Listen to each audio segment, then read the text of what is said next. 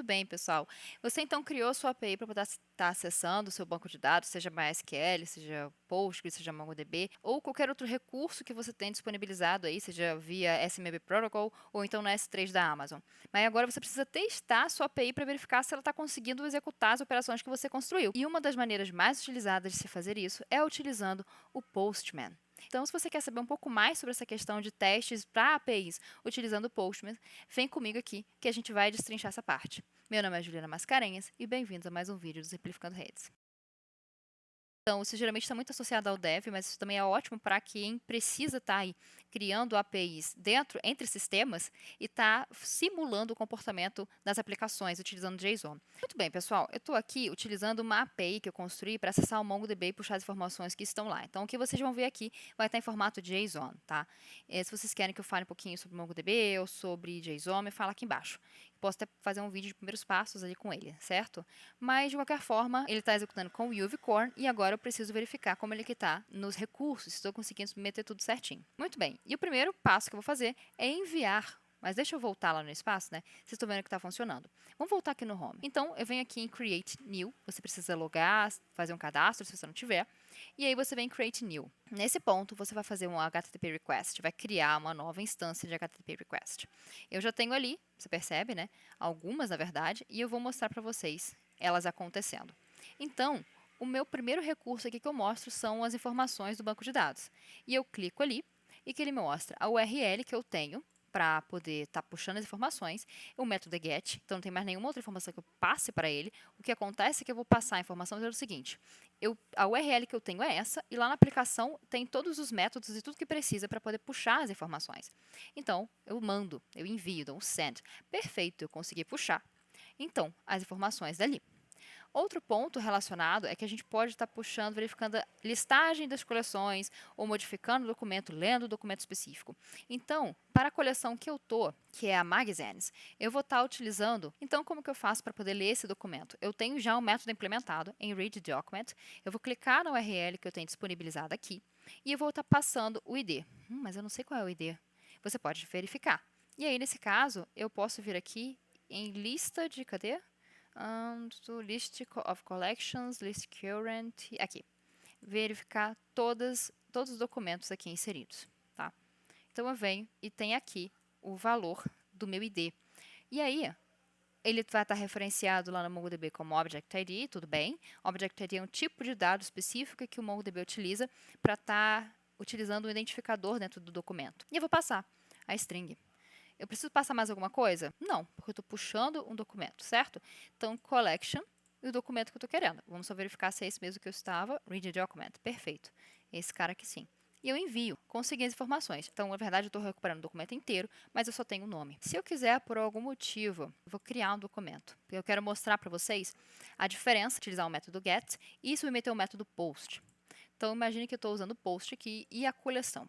Então, eu estou querendo enviar um outro documento para que o Mongo possa submeter dentro dele a nova instância. Se fosse um banco de dados relacionais, Juliana, você estaria enviando uma nova linha, uma nova instância para ser inserida em uma tabela. Então, eu venho aqui, body, certo? Já modifiquei para post, vou colocar em raw, e depois aqui o tipo de arquivo que eu vou estar definindo como JSON. E na hora que eu insiro aqui, eu preciso estar definindo o nome, tá? E aí, poxa, mas eu vou definir isso na mão? Você pode ter o seu front tratando isso para você. E aí, enviando o JSON para a aplicação, para que a aplicação possa, então, submeter isso para o MongoDB. E eu vou colocar exemplo de revista 1. Algo bem simples. Então, JSON setado, body setado, post determinado. E eu mando esse valor. Eu recebo uma mensagem de documento criado e um insert ID com um determinado objeto do PyMongo, certo? Se eu quiser verificar se eu consegui, se eu fui bem sucedida em enviar aquele documento e ele foi persistido, aí eu utilizo o collection all, onde eu vou poder verificar todos os documentos. Ele está ali. Se eu quiser verificar o número de documentos, eu venho aqui, envio novamente, que é o outro recurso também, e eu tenho o número 5. Se eu quiser deletar, Juliana, é a mesma coisa. Na verdade, aqui eu vou estar passando o ID do documento pela URL, mas eu preciso definir o delete como sendo o meu método HTTP. Se você quer entender sobre HTTP, tem aqui em cima onde eu falo o básico sobre HTTP. Se vocês quiserem que eu faça vídeos específicos para tratar os principais métodos HTTP ou então para definir os codes, né, que são aquelas questões que quando tem um erro, ele te manda um código respectivo para que ele defina ali qual que é o erro que você está assumindo, tá? Então, é isso. Muito bem, a gente vai deletar determinado documento. Deixa eu voltar aqui então e pegar esse cara aqui, ó, este, que eu acabei de inserir. Então, eu venho aqui, coloco o seguinte, assim, tá? Que é o ID do meu documento específico, eu mando e a aplicação vai tratar isso com o Object ID. E eu recebo a mensagem, documento deletado com sucesso. Tá um nome diferente aqui para vocês verem o resultado errôneo sendo retornado, né? Um erro de not found. Então, vamos olhar aqui, vamos botar qualquer ID. Deu até internal server error, que é uma exceção que eu não tratei, né? Então, deixa eu botar isso aqui, outro valor só. Agora sim, quando eu botei int, eu teria que ter tratado isso para um str. Por isso que deu internal error dentro da minha aplicação. Aqui, no caso, eu botei um ID que não existe. E o que foi me retornado foi documento não encontrado. Enfim, gente, a gente verificar aqui novamente, tá tudo certo. O único que eu não mostrei para vocês foi a modificação. Então, eu vou submeter novamente esse carinha. Eu vou pegar o ID dele aqui. E aqui eu vou estar verificando, tá? Eu tenho o get, então, para esse cara. Só que o que eu estou passando é collection. Isso aqui. Se eu passar como get, eu vou estar puxando as informações, porque perceba o seguinte, é a mesma URL para update e para read. Só que no update, eu tenho que setar o get como como put.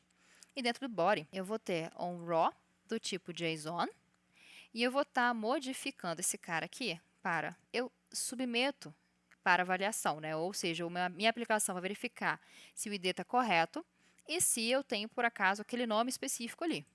Melhor, aquele nome específico para o ID e se eu vou conseguir submeter esse novo documento. Documento atualizado. Então, quando eu venho na minha listagem de todos os documentos que eu tenho, eu consigo perceber que eu consegui atualizar o documento. Gente, esse vídeo foi rapidinho, foi para mostrar para vocês como que a gente pode utilizar o Postman para poder estar avaliando as nossas APIs, tá? Então, isso geralmente está muito associado ao Dev, mas isso também é ótimo para quem precisa estar aí criando APIs entre sistemas e está simulando o comportamento das aplicações utilizando JSON. Se você quiser que eu traga mais assuntos nesse estilo, me fala aqui nos comentários.